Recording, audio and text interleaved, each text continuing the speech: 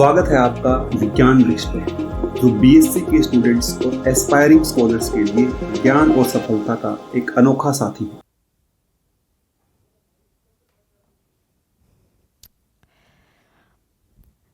Hello everyone, विज्ञान वृक्ष के ऑनलाइन प्लेटफॉर्म पे आप सभी का स्वागत है। तो आज की क्लास में जैसे हेडिंग भी दिख गई होगी आपको कि आज हम क्या पढ़ने वाले हैं, अनायनिक विनाइल पॉलीमराइजेशन या फिर अनायनिक एडिशन पॉलीमराइजेशन। ठीक है, बात एक ही है, कहानी एक ही है।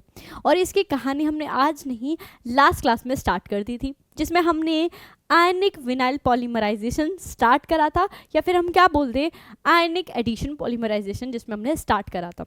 उसमें हमने बोला कि यहाँ पे एक्टिव सेंटर क्या रहने वाले हैं, आयंस की फॉर्म में रहने वाले हैं, और उन्हीं बेसिस पे जो आपकी आयनिक विनाइल पॉलीमराइजेशन है वो दो पार्ट्स में कैटेगराइज कर दी गई थी। पहला कैटायनिक विनाइल पॉलीमराइजेशन, जिसकी जो भी कहानी है, कैसे रिएक्शन होती है, मतलब मैकेनिज्म क्या होता है, इनिशिएटर क्या आपको लेना चाहिए, किस तरीके से, क्या क्या फैक्टर है जिन पे आपका रेट ऑफ प्रोपोगेशन डिपेंड करता है, उनकी हमने बात करी थी। फिर हमने किसकी भी बात करी थी, हमने बात करी थी कि आखिर कौन से ऐसे मतलब पॉलीमर्स है जिनको सिंथेसाइज करने के लिए उसको यूज़ किया जाता है।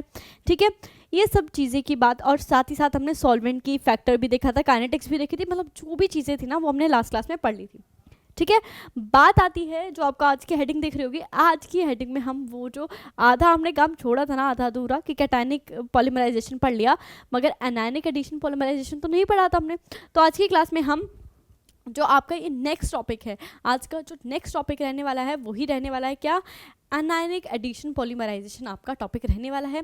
इसमें यहाँ पे जैसे नाम से ही पता चल रहा है कि यहाँ पे एडिशन होगा, पॉलीमराइजेशन होगा, और आपका एक्टिव सेंटर क्या रहने वाला है, अनायन रहने वाला है। अगर कार्बन पे नेगेटिव चार्ज आएगा तो हम क्या बोलेंगे, carbon अनायन will be your active centre. ठीक है, तो ये कहानी, चलिए फिर, तो क्या ये कहानी आपकी आज की क्लास में हम पढ़ने वाले हैं, वही सब चीज़ें रहने वाली है। यहाँ पे काइनेटिक्स इतनी इसकी स्पेसिफिक पूछी नहीं जाती है, और कहीं पे ऐसे मेंशन भी नहीं है। तो जो जो चीज़ें मेंशन हैं, जो जो चीज़ें अवेलेबल हैं, जितनी चीज़ें आपके लिए पता होनी चाहिए, उन सब की हम बात करते हुए चलेंगे। तो जो हम स्टार्ट करेंगे आज के टॉपिक अनायनिक एडिशन पॉलीमराइजेशन में, तो हम क्या पढ़ने वाले हैं, देखो सबसे पहले तो हम वही देख के चलेंगे कि आपको इनिशिएटर क्या लेके चलने हैं।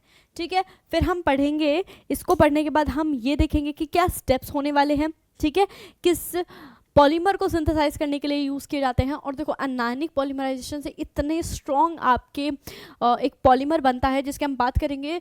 ये समझिए कि वो उसकी एक ड्रॉप भी, ऐसा बोला जाता है, ऐसा माना जाता है कि उसकी एक ड्रॉप भी आपके 2000 पाउंड्स के वज़न को संभाल सकती है। इतना स्ट्रॉन्ग, इतने हाई स्ट्रॉन्ग या फिर स्ट्रॉन्गर मैकेनिकल प्रॉपर्टी वाला पॉलीमर आप इस मेथड से सिंथेसाइज कर सकते हो। ठीक है, यहाँ पे कैसा मोनोमर लेना है, मोनोमर की स्टेबिलिटी की भी बात करेंगे। साथ ही साथ हम इस टॉपिक को समाप्त करते हुए ये देखेंगे कि आपकी जो आयनिक विनाइल जो है, या फिर आपका विनाइल पॉलीमराइजेशन जो है, उसके क्या ड्रॉबैक हैं, क्योंकि इसके जो ड्रॉबैक रहेंगे, आपका जो नेक्स्ट ज़िगलर नाटा पॉलीमराइजेशन जो होने वाला है ना, बहुत इंपॉर्टेंट है, उसके वो क्या हो जाएंगे, एडवांटेजेस हो जाएंगे। ठीक है, तो चलिए फिर कहानी स्टार्ट कर देते हैं। ओवरव्यू मैंने आपको दे दिया है कि हम थ्रू आउट दिस क्लास क्या पढ़ने वाले हैं। ठीक है, तो सबसे पहले हेडिंग हमने डाल दी है, इसको कर लेते हैं कलर। ठीक है, हम बात करते हैं यहाँ पे सबसे पहले क्या बात करते हैं कि आपका जो एक्टिव सेंटर है, जो आपका एक्टिव सेंटर है, वो क्या होने वाला है, सेंटर आपका क्या होने वाला है, अनायन होने वाला है। Anion will be your active centre. It is the form of what, your addition polymerization और चेन ग्रोथ पॉलीमराइजेशन, आप ऐसे लिख सकते हो। ठीक है, यहाँ पे फिर हम बात करते हैं, यहाँ पे जो हम इनिशिएटर हैं वो क्या, किस चीज़ के लेके चलते हैं।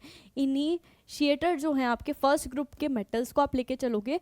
इनिशिएटर क्या लेके चलोगे आप, लाइक सोडियम, पोटेशियम अगर लेके चल रहे हो, along with their organic compound, जैसे सोडियम तो सोडियम नेप्थलीन आप लेके चलोगे। ठीक है, अलोंग विद देयर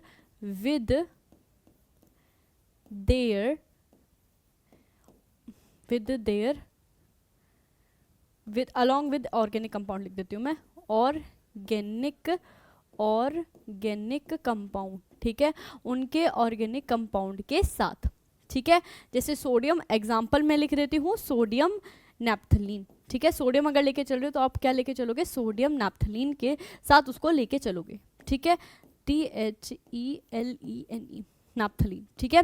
साथ ही साथ आप क्या लेके चल सकते हो, आप लेके चल सकते हो salt K positive NH2 negative, ठीक है, ये लेके चल सकते हो। और अगर आपको कहीं कहीं स्ट्रॉन्ग, अगर आपको बेस की ज़रूरत पड़ती है, हम जनरली क्या बोलते हैं कि आपको बेस चाहिए होता है, वीक और strong, depending upon your monomer, monomer आपका वीक है या स्ट्रॉन्ग है, उसके बेसिस पे ये कैटेगरी डिवाइड हो जाएगी। तो आप क्या ले सकते हो, और OMC कंपाउंड भी ले सकते हो, ऑर्गेनो मेटेलिक कंपाउंड, जैसे कि ऑर्गेनो मेटेलिक कंपाउंड्स। और कौन से ऑर्गेनोमेटेलिक कंपाउंड्स की अगर हम बात करें, कौन कौन से, लाइक एन ब्यूटाइल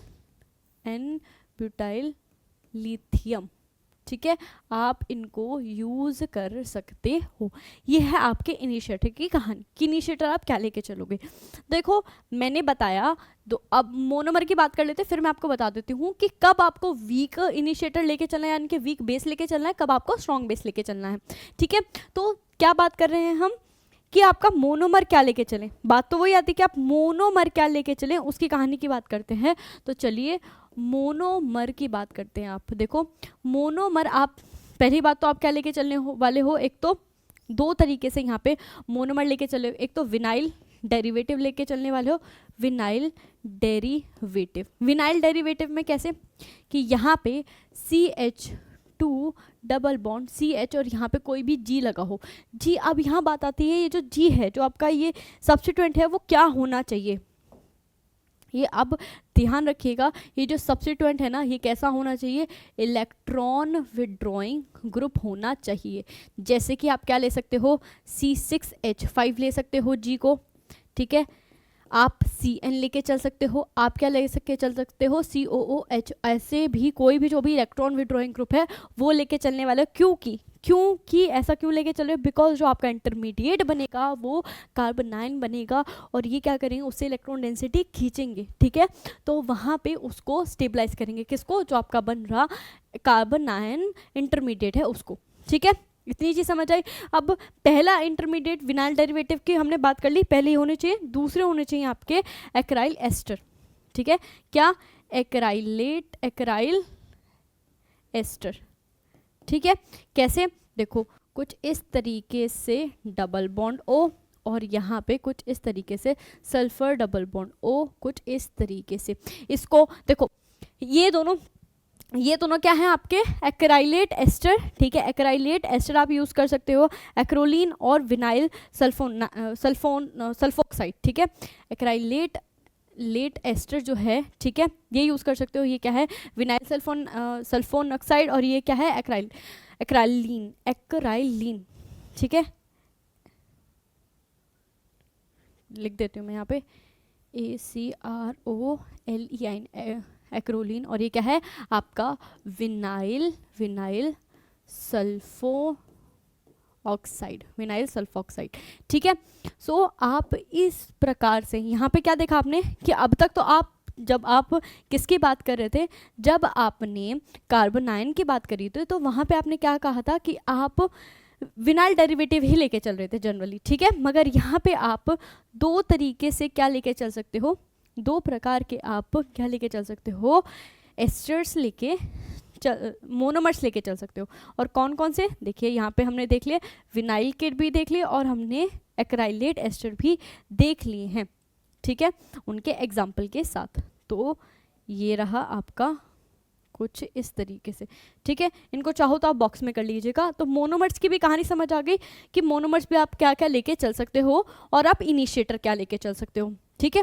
और यही क्यों लेके चले, यहाँ पे देखो, और आपका एक आएगा यहाँ पे, मैं इसको कर देती हूँ बॉक्स में, ठीक है, कर दिया बॉक्स में, कर दीजिए जी, बिल्कुल, ठीक है, इसको भी इनिशिएटर को भी कर दिया हमने बॉक्स में कि क्या क्या इनिशिएटर लेके चलने हैं। और आप क्या लेके चल सकते हो, विनाइल डेरिवेटिव, पहले हमने बात करी विनाइल डेरिवेटिव लेके चल सकते हो, फिर हमने बात करी कि आप एक्राइलेट एस्टर भी लेके चल सकते हो। ऐसा ज़रूरी नहीं है कि इसके केस में सिर्फ आप विनाइल डेरिवेटिव ही लेके चलो, आप एक्राइलेट एस्टर भी लेके चल सकते हो। और कौन कौन से, उनकी भी हमने बात कर ली, ठीक है, उनकी भी हमने बात कर ली, स्ट्रक्चर भी बता दिया मैंने। और भी एग्जाम्पल हो सकते हैं, there are number of examples, ठीक है। तो यहाँ पे मैं लिख देती हूँ ETC, ये चीज़ समझ आई। अब बात आती है कि कब आप क्या करने वाले हो, स्ट्रॉन्ग बेस लेके चलने वाले हो, कब आप वीक बेस लेके चलने वाले हो, ठीक है। तो अब इनिशिएटर जो डिपेंड करता है, लेट अस सपोज आपने वीक इलेक्ट्रोफाइल लेके चले हैं आप, यानी कि वीक है आपका मोनोमर, ठीक है। मोनोमर क्या है, वीक या लेस रिएक्टिव बोल लूँ मैं, कैसे, लेस रिएक्टिव मोनोमर है, लेस रिएक्टिव मोनोमर है, लेट अस सपोज आप ये लेके चल रहे हो CH2 double bond CH styrene, ठीक है, ये आप लेके चल रहे हो। तो आपके लिए इसके लिए आपको इनिशिएटर कैसा चाहिए, हाईली न्यूक्लियोफिलिक, हाई न्यूक्लियोफिलिक आपको क्या चाहिए, आपका इनिशिएटर चाहिए। जैसे कि एग्जाम्पल में आप ले सकते हो N ब्यूटाइल लिथियम लेके चल सकते हो, या फिर आप K पॉजिटिव NH2 नेगेटिव ये आप लेके चल सकते हो, ठीक है। ये आपको ध्यान रखना है कि आप किसके बेसिस पे आपके मोनोमर की रिएक्टिविटी, अगर मोर रिएक्टिव मोनोमर है आपका, मोर रिएक्टिव मोनोमर है अगर आपका, मोनोमर अगर आपका मोर रिएक्टिव प्रेजेंट है, उसके केस में जैसे कि आप बात करें आपका अल्फा साइनो कुछ इस तरीके से, ये रहा CN डबल बॉन्ड OCH3, कुछ इस तरीके से उसका स्ट्रक्चर होता है। इसको हम क्या बोल देते हैं, आपका अल्फा साइनो एक्राइलेट, ठीक है, इसको क्या बोल देते हैं, अल्फा साइनो एक्राइलेट। अब इसको हम हाई रिएक्टिव क्यों बोल रहे हैं, नाम कहाँ लिखूँ मैं, यहीं लिख देती हूँ, अल्फा साइनो एक्राइलेट, ठीक है। क्यों मोर रिएक्टिव बोल रही हूँ, देखो यहाँ पे एक तो ये इलेक्ट्रॉन विड्रॉइंग ग्रुप प्रेजेंट है, साथ ही साथ ये भी एक इलेक्ट्रॉन विड्रॉइंग ग्रुप प्रेजेंट है। तो दो इलेक्ट्रॉन विड्रॉइंग ग्रुप प्रेजेंट होने की वजह से, ठीक है, और दो इलेक्ट्रॉन विड्रॉइंग ग्रुप होने की वजह से क्या होता है, ज़्यादा रिएक्टिव होता है। तो इसके केस में आपको लेस, अगर कोई भी लेस न्यूक्लियोफिलिक अगर आपका इनिशिएटर है तो उससे भी काम चल जाएगा, ठीक है, लेस न्यूक्लियोफिलिक इनिशिएटर से काम चल जाएगा, ठीक है।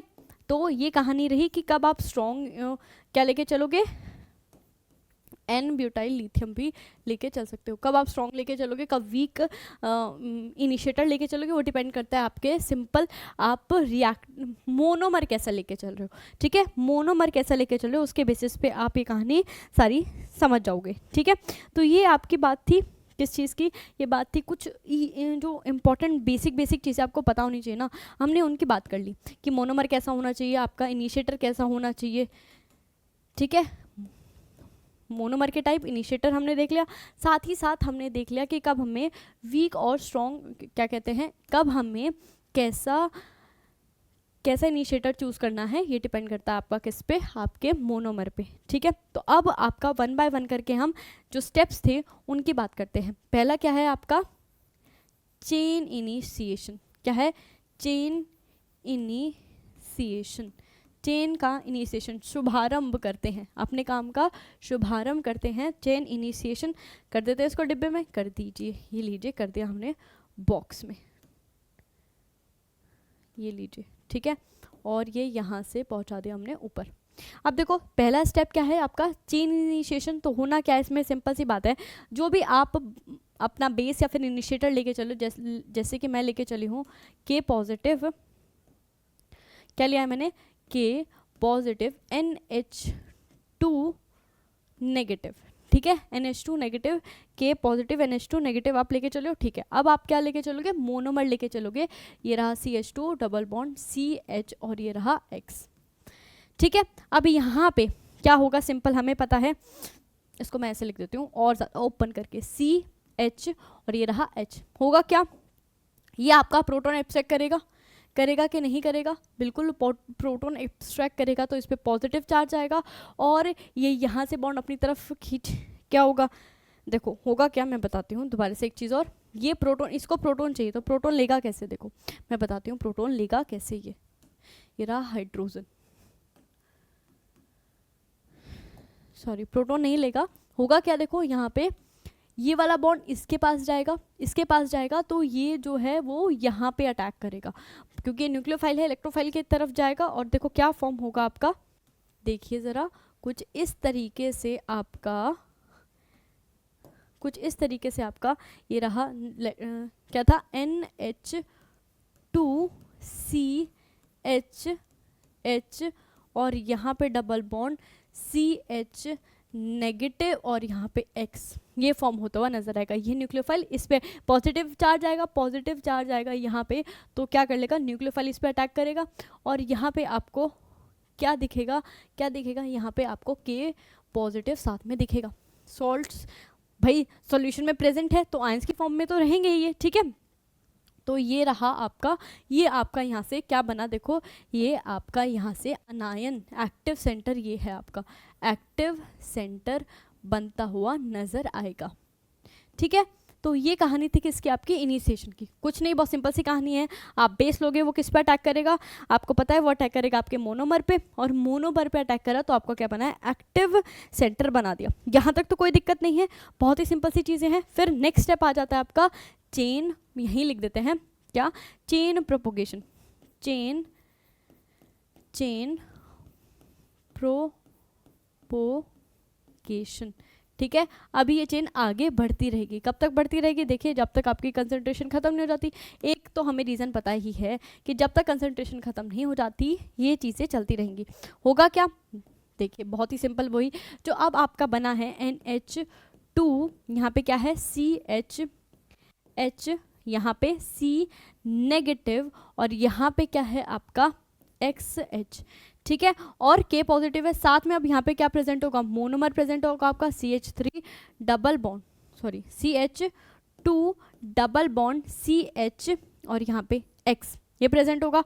फिर से आपका क्या होगा, ये जो है अब ये जो नेगेटिव है ये यहाँ पे जाएगा, अटैक करेगा और ये यहाँ पे, ठीक है। तो क्या फॉर्म होता हुआ नजर आया, देखिए कुछ इस तरीके से क्या आपको मिलेगा, देखिए ज़रा कुछ इस तरीके से एक लार्जर आपको क्या मिलेगा, कार्बन 9 मिलेगा, NH2, यहाँ पे क्या है CH2, ये रहा CHX, ठीक है CHX, और ये किससे बॉन्ड हो गया CH2 और यहाँ पे CH पॉजिटिव और ये रहा X। ऐसे ही ये रिएक्शन चलती जाएगी, ठीक है। क्या होगा, ये एडिशन होता रहेगा और आपको क्या मिलेगा, देखिए ज़रा एडिशन होता रहा और मैं लिख देती हूँ नीचे, आपको पॉलीमेरिक कार्बन आयन मिलेगा और कैसे मिलेगा, ये रहा NH2, ये तो एंड में है आपका NH2 CH2 CHX, ये आपका एंड में है। बीच में क्या बनेगा CH2 CH आपका, और इससे क्या बॉन्डेड है CHX,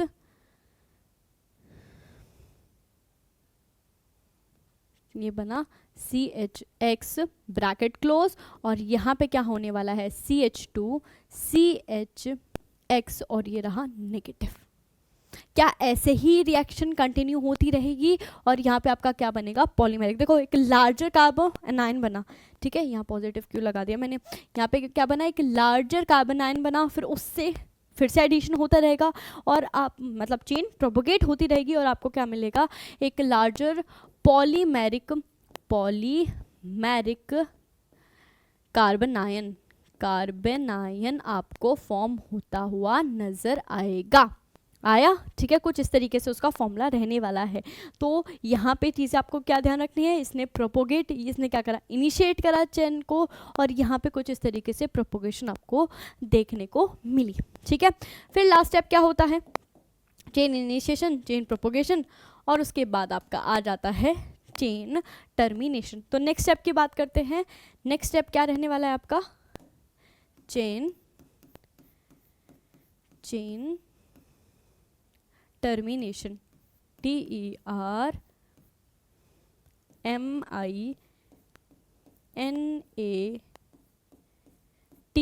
CHAION, चेन टर्मिनेशन। ठीक है, कर दे इसे बॉक्स में? जी बिल्कुल कर देते हैं इसको बॉक्स में। बॉक्स में कर दिया, कलर भी कर देते हैं, आप कहें तो कलर कर दें इसको।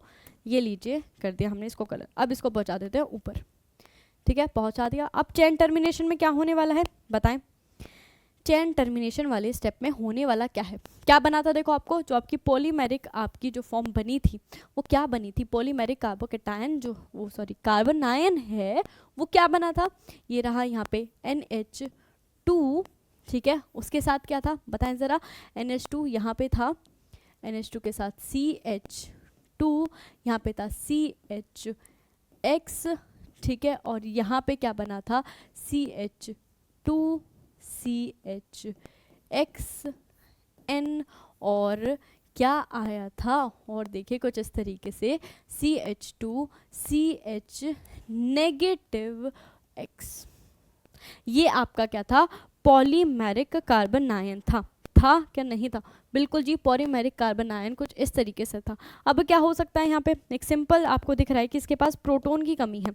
क्या है? प्रोटॉन की कमी। तो अगर यहाँ पे आप प्रोटॉन का एडिशन करा दो, क्या एडिशन करा दो प्रोटॉन का, देखो क्या कराएं, अगर हम इसमें H पॉजिटिव डाल दें, ठीक है, तो होगा क्या भाई? सिंपल सी बात है, ये नेगेटिव चार्ज इस H पॉजिटिव को अपनी तरफ खींचेगा और आपको यहाँ पे क्या बनता हुआ नजर आएगा? एक लॉन्ग चेन पॉलीमर कुछ इस तरीके से बनता हुआ नजर आएगा।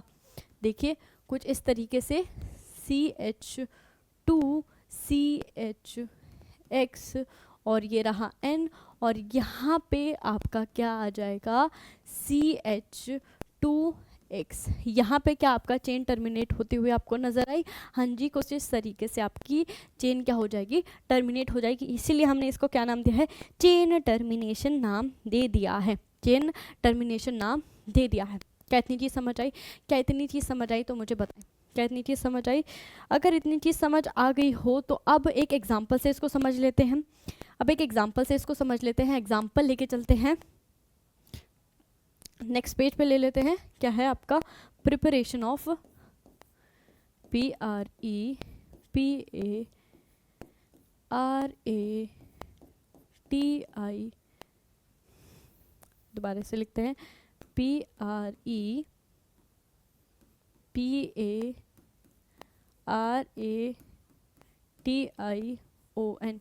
प्रिपरेशन ऑफ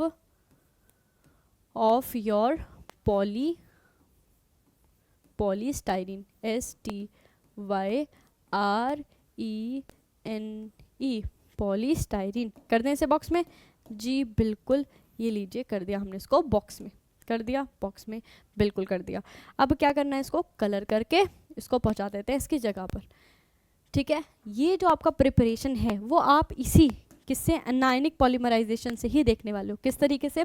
देखो आपने फिर से लिया आपका, सबसे पहले आपको क्या बनाना है? देखो आपको बता देती हूँ बनाना क्या है आपको।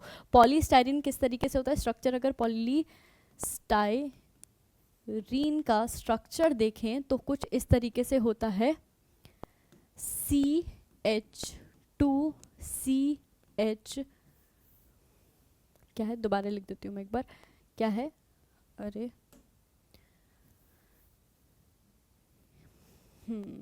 अब लिखते हैं, क्या है? CH2, यहाँ पे आएगा CH, और यहाँ पे क्या आएगा? C6H5, और ये रहा आपका स्ट्रक्चर किसका? पॉलीस्टाइरीन का। कुछ इस तरीके से उसका स्ट्रक्चर होता है। ठीक है, कुछ इस तरीके से स्ट्रक्चर आपको देखने को मिलता है। अब बात आते हैं स्टेप्स क्या क्या इन्वॉल्व होते हैं। मोनोमर क्या इसमें इन्वॉल्व होने वाला है? तो मोनोमर ध्यान रखिएगा, मोनोमर जो होगा वो क्या होगा? स्टाइरीन। मोनोमर क्या होने वाला है आपका? स्टाइरीन। कहने का मतलब ये रहा कुछ इस तरीके से, CH2 double bond CH C6H5। ठीक है, अब सबसे पहला स्टेप आपका क्या होने वाला है? सबसे पहला स्टेप होने वाला है चेन इनिशिएशन। ठीक है, चेन इनिशिएशन। तो मैं चाहो तो एक सारी स्टेप में एक साथ लिख के दिखा देती हूँ, आप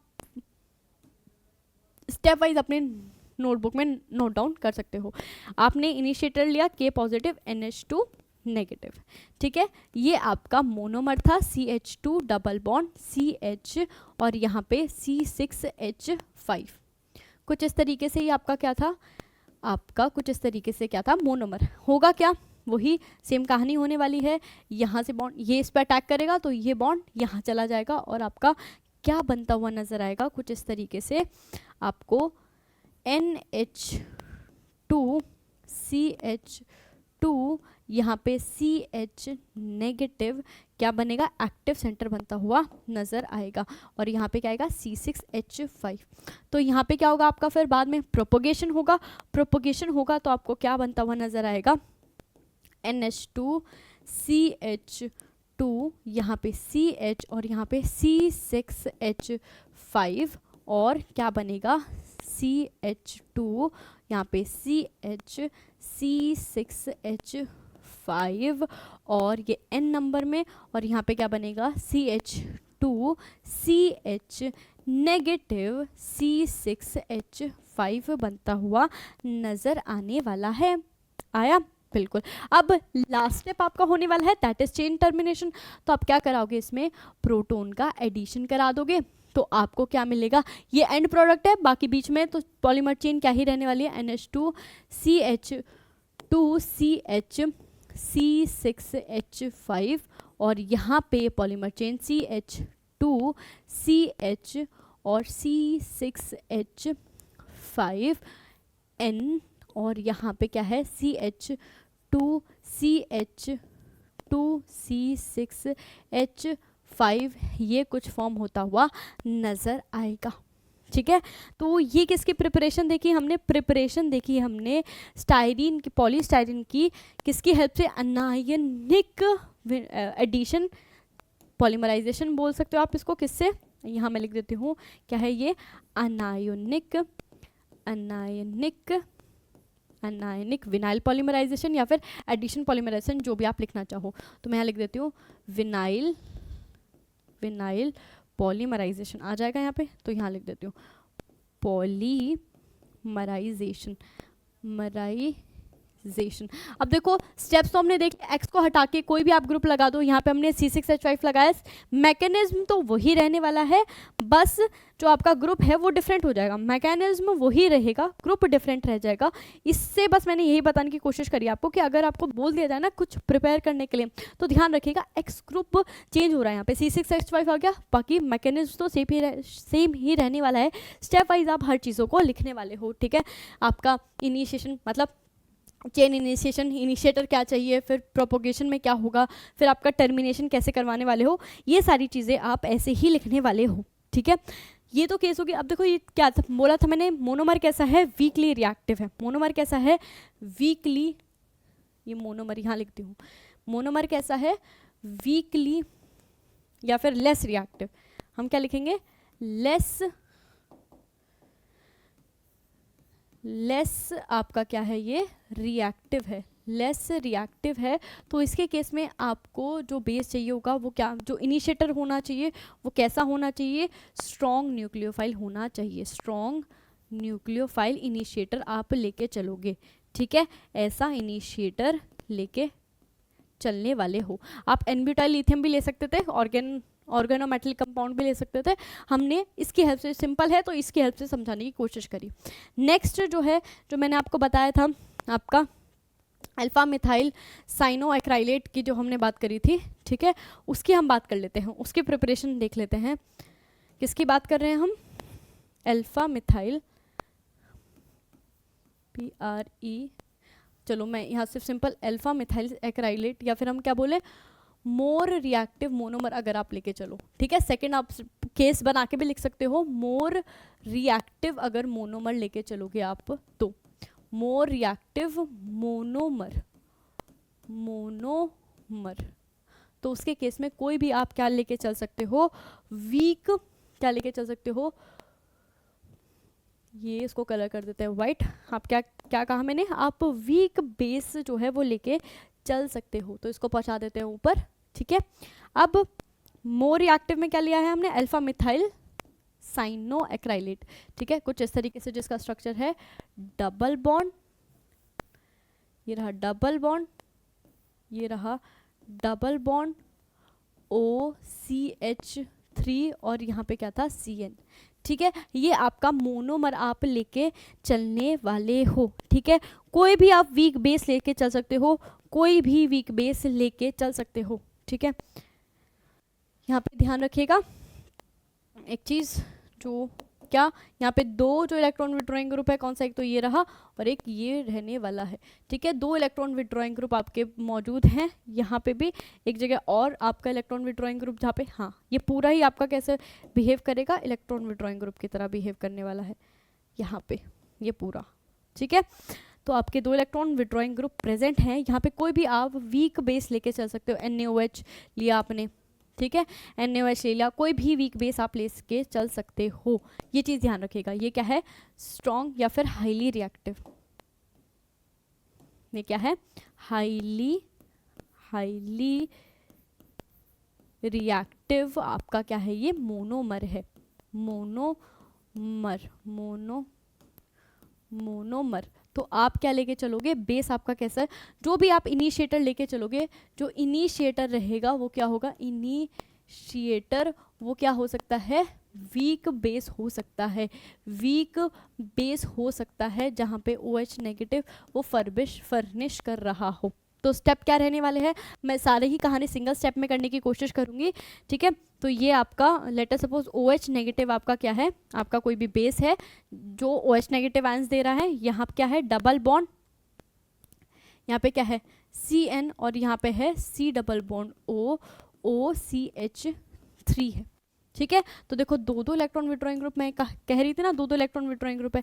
ये यहाँ पे अटैक करेगा और यहाँ पे क्या फॉर्म होता हुआ नजर आएगा आपको, आपका कार्बन आयन फॉर्म होता हुआ नजर आएगा। देखिए कुछ इस तरीके से, यहाँ पे बॉन्ड हुआ OH, इस कार्बन से क्या बॉन्ड हुआ OH, हाइड्रोजन तो होगा ही, यहाँ पे बना आपका COOCH3 प्रेजेंट है, साथ ही साथ क्या प्रेजेंट है CN, और अब क्या भी आ गया है आपका यहाँ पे नेगेटिव चार्ज भी आ गया है।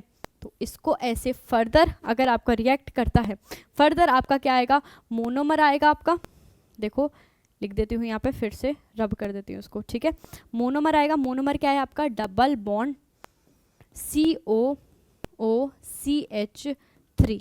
ठीक है, यहाँ पे क्या है CN, और अटैक देखने की कोशिश करेंगे। देखिए फिर से इस पे अटैक करेगा, ये यहाँ पे चला जाएगा और आपकी ऐसे ही एक पॉलीमेरिक चेन आपको मिलेगी, जिसको मैं ऐसे लिख देती हूँ।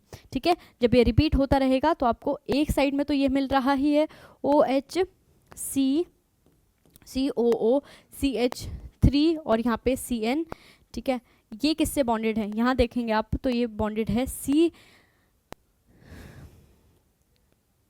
यहाँ पे एक चीज़, कार्बन, ये जो कार्बन है यहाँ लिख लीजिएगा, ये कार्बन है यहाँ पे इससे पहले। ठीक है, CH, तो यहाँ पे क्या प्रेजेंट है, CH2 double bond, CH2 single bond sorry, और यहाँ पे क्या आएगा COOCH3, यहाँ पे आएगा CN, ऐसे ही N नंबर में प्रेजेंट होगा। किस में प्रेजेंट होगा, N नंबर में प्रेजेंट होने वाला है, और साथ में क्या आ जाएगा, अब एनायन आ जाएगा। अब जिसकी मैंने बात करी थी ये वही था, इसकी ये इतना बहुत ही ज़्यादा इसकी हाई, बहुत ज़्यादा स्ट्रॉन्ग लिख देती हूँ यहाँ पे। क्या प्रॉपर्टी की अगर मैं बात करूँ तो ये जो आपका पॉलीमर बना है, ठीक है, ये जो पॉलीमर बना है क्या होती है, इसकी हाई मैकेनिकल प्रॉपर्टीज़ होती हैं। हाई, एक तो हाई मेल्टिंग पॉइंट होता है इसका, हाई मेल्टिंग पॉइंट। ठीक है, और साथ ही साथ अगर हम बात करें तो काफ़ी ज़्यादा टेंसाइल स्ट्रेंथ होती है इसकी, हाई टेंसाइल स्ट्रेंथ होती है इसकी। और साथ ही साथ किसकी बात करें, हाई टेंसाइल स्ट्रेंथ होती है, साथ ही साथ इसकी क्या होती है, आप बात करें स्ट्रॉन्ग मैकेनिकल प्रॉपर्टीज़ होती हैं, स्ट्रॉन्ग मैकेनिकल प्रॉपर्टीज़ होती हैं, मैकेनिकल प्रॉपर्टीज़ होती हैं। ठीक है, मैंने बताया ना कि इसकी एक ड्रॉप भी 2000 पाउंड्स के वेट को सह सकती है, वज़न को सह सकती है। तो तो उससे पता चल गया हमें कि क्या है, क्या है, काफ़ी ज़्यादा इसकी स्ट्रॉन्ग टेंसाइल स्ट्रेंथ है, काफ़ी ज़्यादा स्ट्रॉन्ग इसकी मैकेनिकल प्रॉपर्टीज़ है।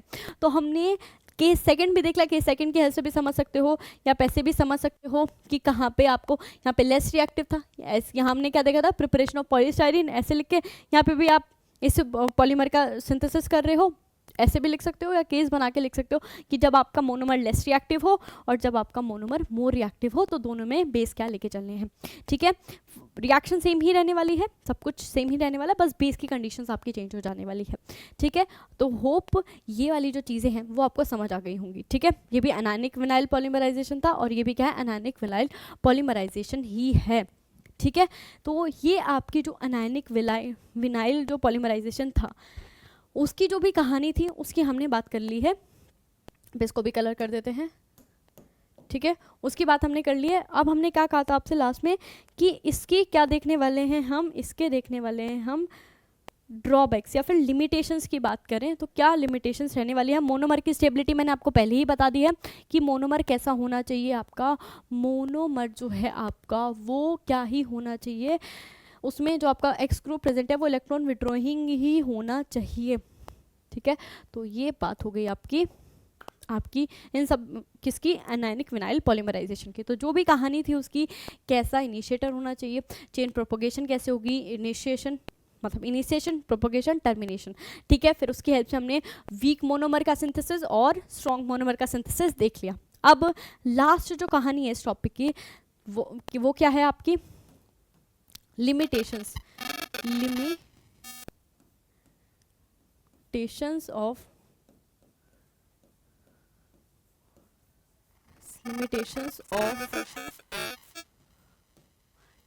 of your vinyl polymerization,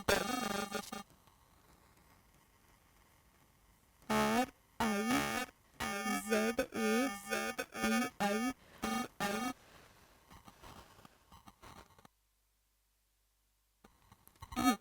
ठीक है, अब इसके लिमिटेशंस की बात कर लेते हैं। तो क्या लिमिटेशंस है, क्या लिमिटेशंस है, ये हमारा टॉपिक समाप्त हो जाएगा, टॉपिक हमारा समाप्त हो जाएगा। लिमिटेशंस हमने पहले इसकी पढ़नी होगी। ठीक है, लिमिटेशंस के बाद हम नेक्स्ट सिंथेसिस मेथड पढ़ेंगे, limitations of vinyl polymerization.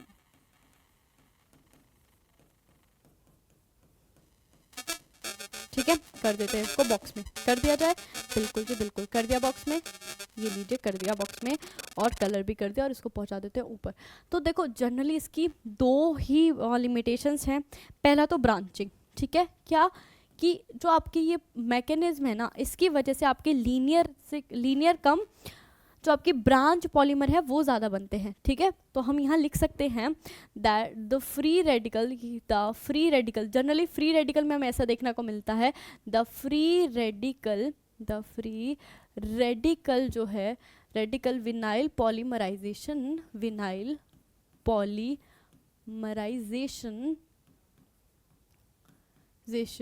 result into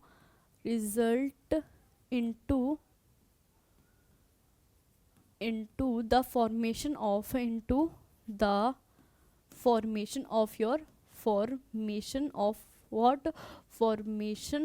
of branched polymer।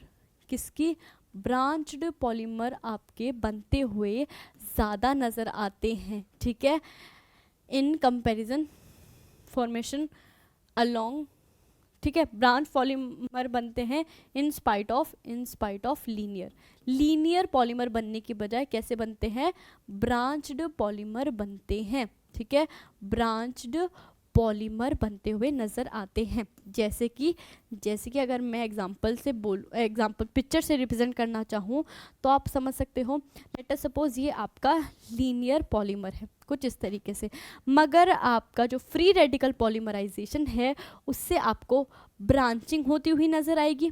ठीक है भाई, इनकी ब्रांच निकल गई। ठीक है, इस तरीके से ब्रांचिंग होती हुई आपको नज़र आने वाली है।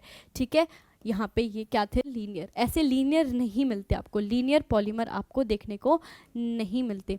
ये क्या है आपके लीनियर पॉलीमराइजेशन, लीनियर पॉलीमर आपको ऑब्टेन हुआ है, मगर यहाँ पे आपको क्या ऑब्टेन हुआ है, ब्रांच्ड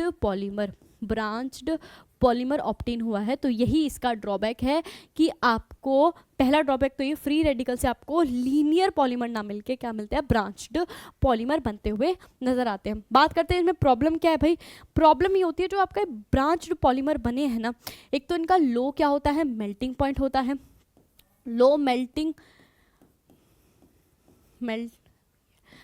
पॉइंट होता है, ठीक है, लो क्रिस्टलैनिटी, लो CRYSTALLINITY, लो क्रिस्टलैनिटी होती है। और साथ ही साथ हम बात करें तो क्या भी होता है, इनकी वीक मैकेनिकल प्रॉपर्टीज़ होती हैं, ठीक है। तो ये ज़्यादा हार्ड नहीं होंगी, ज़्यादा टेंसाइल स्ट्रेंथ नहीं होगी इनकी, तो इसीलिए हमें जो डिज़ायर मतलब हमें तो चाहिए स्ट्रॉन्ग पॉलीमर चाहिए, मगर ये स्ट्रॉन्ग नहीं रहते। अगर ब्रांचिंग हो जाती है तो मेल्टिंग पॉइंट भी कम होता है इनका। फिर इनका जो हमें डिज़ायरेबल प्रोडक्ट चाहिए, हमें चाहिए कि उसके हाई मेल्टिंग पॉइंट हो, हाई क्रिस्टलैनिटी हो और हाई मैकेनिकल प्रॉपर्टीज़ होनी चाहिए, मगर ऐसा कुछ नहीं होता अगर ब्रांचिंग हो जाती है तो, ठीक है। तो पहला ड्रॉबैक आई होप आपको समझ आएगा। नेक्स्ट हम सेकेंड ड्रॉबैक की बात करें तो स्टीरियो केमिस्ट्री। सेकेंड जो है आपका वो है स्टीरियो केमिस्ट्री। देखो जो आपका जी ग्रुप लगा होता है या फिर एक्स ग्रुप जो लगा होता है आपके किस पे, मोनोमर पे। देखो क्या था मोनोमर आपका, CH2 डबल बॉन्ड CH, ये विनाइल जो आपका मोनोमर था, इसकी स्टीरियो केमिस्ट्री, ये किस किस फॉर्म में किस किस तरीके से प्रेजेंट हो सकता है, इसके बेसिस पे आपकी 3 स्टीरियो प्रेजेंट होती हैं। सबसे पहले हम आइसोटैक्टिक स्टीरियो को समझेंगे, ठीक है, आइसोटैक्टिक। फिर उसके बाद हम समझेंगे सिंडायोटैक्टिक। किसको, आइसोटैक्टिक। मैं इनको क्या कर देती हूँ, लिखो आइसोटैक्टिक है, आइसोटैक्टिक, ठीक है, आइसोटैक्टिक। फिर उसके बाद हम क्या पढ़ेंगे, सिंडायोटैक्टिक। फिर उसके बाद हम क्या पढ़ेंगे, सिन आइसो, और हम अटैक्टिक, ठीक है। यहाँ देखो किसके बेसिस पे, जी के बेसिस पे। देखो एग्जाम्पल से मैं पहले इसको समझाऊंगी आपको, एग्जाम्पल से पहले मैं यहाँ पिक्चर बना देती हूँ, फिर आप इसको बहुत आसानी से समझ जाओगे कि आखिर ये है क्या, ठीक है। जब आपको एग्जाम्पल पता चल जाएगा ना तो आप आसानी से समझ पाओगे। ये लीजिए कुछ इस तरीके से, ये रहा। फिर इसको भी यहाँ पे ऐसे ही मैं पॉलीमर, ये क्या है, सिर्फ पॉलीमर चेन को रिप्रेजेंट करने के लिए यूज़ किया जा रहा है। ये रहा कुछ इस तरीके से, कुछ इस तरीके से बन गया, ये लीजिए, ठीक है। यहाँ ऐसे ही सेम यहाँ बनाते हैं, ये रहा, ये रहा,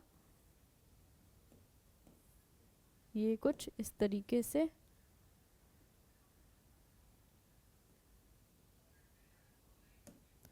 यहाँ से, ठीक है।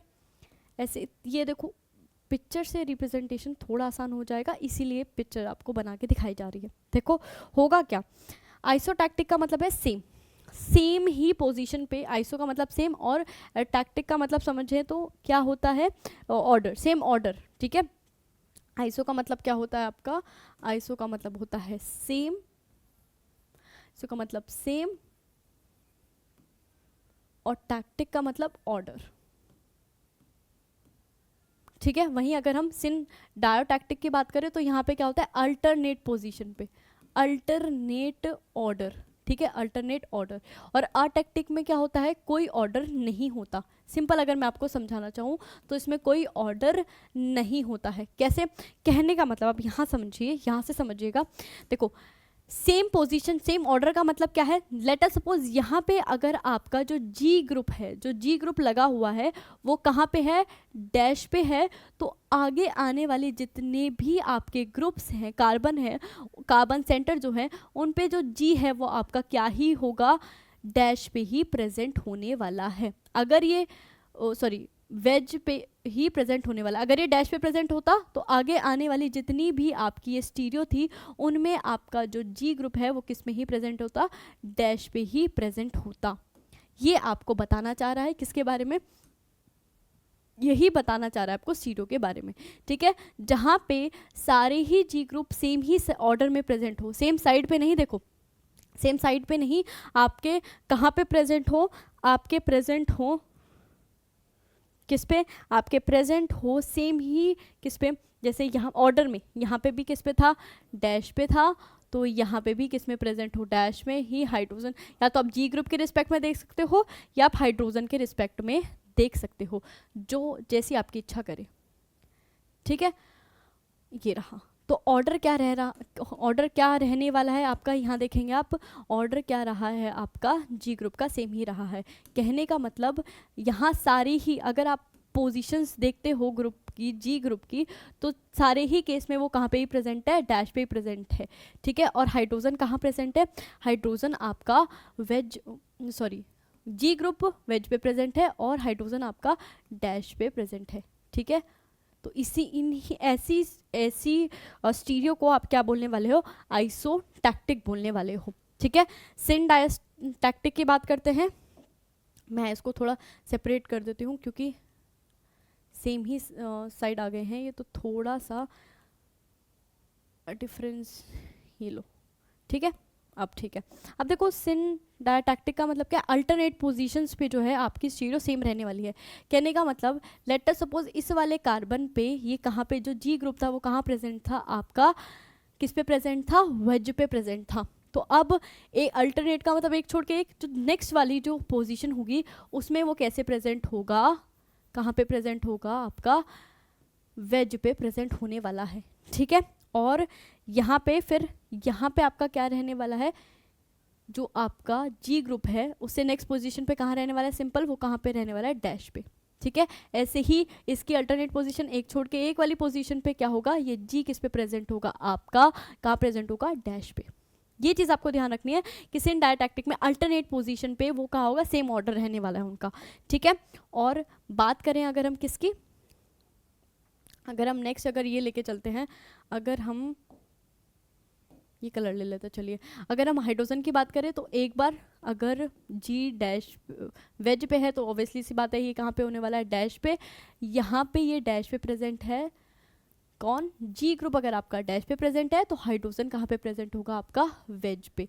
और ऐसे ही ऑर्डर आपको कुछ देखने को मिलेगा, ठीक है, आपको ऐसा ही कुछ ऑर्डर देखने को मिलेगा पूरी ही पॉलीमर चेन में, ठीक है। तो आई होप आप डिफ्रेंशिएट कर पा रहे होंगे, आप ये समझ पा रहे होंगे कि कब आपका आइसोटैक्टिक रहेगा, कब आपका क्या रहेगा आइसोटैक्टिक, और कब आपका सिनडायोटैक्टिक रहने वाला है, ठीक है। कब आपका सिनडायोटैक्टिक रहने वाला है और कब आपका आइसोटैक्टिक रहने वाला है। बहुत सिंपल चीज़ें हैं, बस आपको घबराना नहीं है, आपको ये चीज़ समझना है। यहाँ पे अल्टरनेट पोजीशन पे सेम ऑर्डर होने वाला है और यहाँ पे हर कार्बन पे ही क्या रहेगा, सेम ऑर्डर रहेगा, ठीक है। और ये रहा आपका हाइड्रोजन, और ये रहा आपका हाइड्रोजन, हाइड्रोजन, और ये रहा हाइड्रोजन। यहाँ पे भी क्या है, आपके हाइड्रोजन ही प्रेजेंट है। मगर वहीं आपकी अटैक्टिक की बात करते हैं तो यहाँ पे देखो जैसे ही नाम सजेस्ट करेगा, यहाँ पे कोई ऑर्डर नहीं रहेगा, ऑर्डर कुछ नहीं रहने वाला है। यहाँ पे रैंडमली कैसे ही प्रेजेंट हो सकते हैं, रैंडमली कैसे ही प्रेजेंट हो सकता है। लेट अस सपोज यहाँ पे जो आपका हाइड्रोजन यहाँ पे डैश पे है तो इस वाली पोजीशन पे भी डैश पे हो गया, इस वाली पोजीशन पे कहाँ चला गया, वेज पे, इस वाली पोजीशन पे कहाँ चला गया, डैश पे। तो कोई पर्टिकुलर ऑर्डर नहीं रहने वाला है इस केस में, ठीक है। कोई भी एक फिक्स ऑर्डर नहीं फॉलो होगा, ये चीज़ ध्यान रखिएगा, ठीक है। यहाँ पे लेट अस सपोज जी कहाँ प्रेजेंट हो गया, आपका जी आपका प्रेजेंट हो गया, ये लीजिए जी आपका डैश पे प्रेजेंट हो गया, वेज पे प्रेजेंट हो गया, यहाँ वेज पे, तो यहाँ किस पे होगा, जी।